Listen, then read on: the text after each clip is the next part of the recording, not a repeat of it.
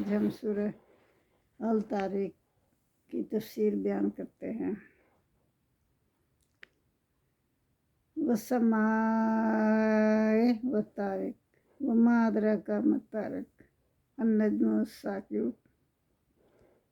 إن كل نفس لما عليها حافظ۔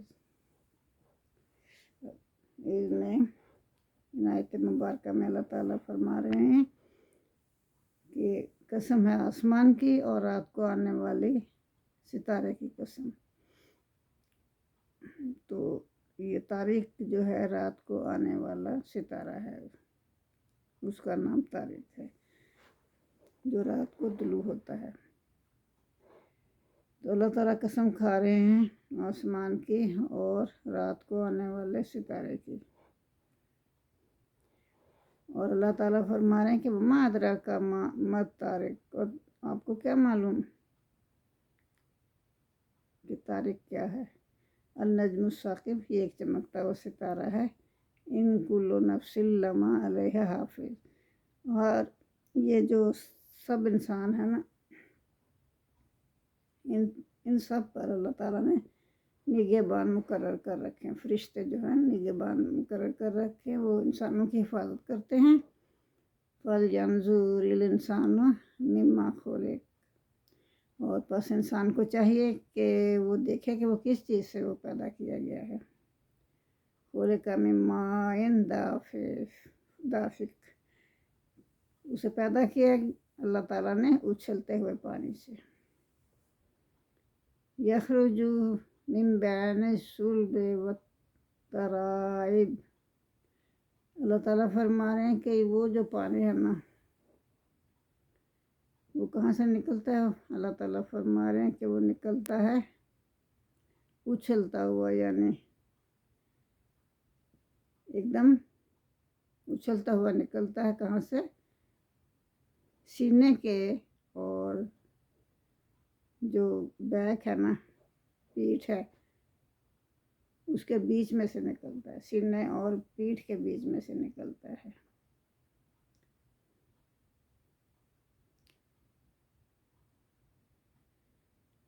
تو پھر اللہ تعالیٰ کہتے ہیں کہ اِنَّهُ عَلَىٰ رَجْعِهِ لَقَادِرٌ، بے شک اللہ تعالیٰ اس کو پھر سے پیدا کرنے پر قادر ہے۔ یوم تبلی یوم، جس دن تبلی السرائر، جس دن دلوں کے بھید جانچے جائیں گے۔ فما لہ من قوت ولا ناصر، تو انسان کے لیے کوئی بھی قوت نہیں ہوگی، نہ کوئی اس کا مددگار ہوگا، ہیلپر بھی نہیں ہوگا کوئی، اور نہ اس کے پاس قوت ہوگی۔ تو بطور شہادت اللہ نے پیش کیا ہے۔ یہ صورت بھی مکی صورت ہے، اس کا مضمون بھی پہلی صورتوں سے ملتا جلتا ہی ہے، جبکہ کفار مکہ حضور صلی اللہ علیہ وسلم اور قرآن پاک کو ذکر دینے کے لیے ہر طرح کی چالیں چل رہے تھے۔ اس کا مرکزی مضمون یہ ہے کہ ہر انسان کو مرنے کے بعد اللہ کے حضور حاضر ہونا ہے، اور یہ قرآن اپنے مضامین کے اعتبار سے قول فیصل ہے، جسے کفار کی کوئی چال یا تدبیر نقصان نہیں پہنچا سکتی۔ آیت نمبر 1 تا 4، آسمان اور اس کے ستاروں کی اللہ تعالیٰ نے قسم کھائی ہے، قسم کھا کے اسے بطور شہادت پیش کیا ہے کہ کائنات کی ہستی میں کوئی چیز بھی ایسی نہیں ہے جو اللہ کی نگہبانی کے بغیر اپنی جگہ قائم اور باقی رہ سکتی ہو، اور کوئی اوجل بھی نہیں ہو سکتی۔ اس نے ہر جان پر پہرے بٹھا رکھے ہیں، جن ہو یا انسان، سب کی نگرانی وہی کر رہے ہیں، کوئی بھی ان کے قابو سے باہر نہیں ہے۔ تو آیت نمبر 5 تا 8، منکرین نے حق کو جھٹلاتے تھے نا، ان کو انسانی تخلیق پر غور کرنے کی اللہ نے دعوت دی ہے کہ ان کی خلقت کس طرح سے ہوئی۔ ان کی خلقت نطفے کے ایک بوند سے ہوئی، اللہ نے اپنی سنت گری سے اس کو وجود بخشا۔ تو یہ کیسے ممکن ہوا؟ تو اللہ دوبارہ بھی اس کو پیدا کر سکتا ہے۔ اللہ قادر ہے ہر اس کو دوبارہ اٹھا کھڑا کرنے پر۔ آیت نمبر 9 اور 10 میں یہ دوبارہ پیدائش اس لیے ہو گئی کہ انسان کے ان تمام رازوں پر سے پردہ اٹھ جائے گا، کوئی راز نہیں رہے گا جس پر دنیا میں پردہ پڑا ہوا تھا۔ ہر انسان کو پتہ چل جائے گا اپنی حقیقت کا۔ اللہ ہر ایک کے ہر قول فعل اور دلوں کے بھیدوں سے باخبر ہے۔ اس دن سب راز فاش ہو جائیں گے۔ اس دن کسی کے پاس نہ کوئی قوت ہوگی، نہ کوئی اس کا مددگار ہوگا۔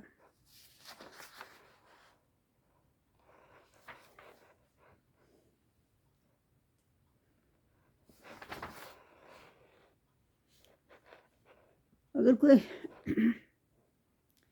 قوت ہوگی یا مددگار ہوگا تو اس کو نفع سفارش بھی نہیں اس کی کر سکتے، نہ اس کو کوئی نفع پہنچا سکتے ہیں وہ۔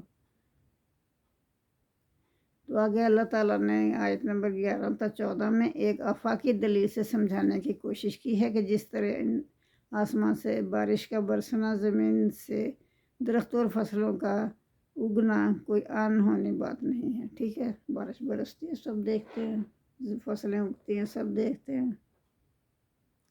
یہ کوئی انہونی بات نہیں ہے، بلکہ یہ ایک امر حقیقت ہے۔ اسی طرح قرآن میں جن حقیقتوں کا تذکرہ کیا گیا ہے وہ کوئی ہنسی مذاق نہیں ہے، بلکہ یقینی حقیقت ہے، اٹل باتیں ہیں، اور یہ ایک حقیقت ہے جو پیش آ کر رہے گی۔ لوگوں کو چاہیے کہ اس کے لیے تیاری کریں۔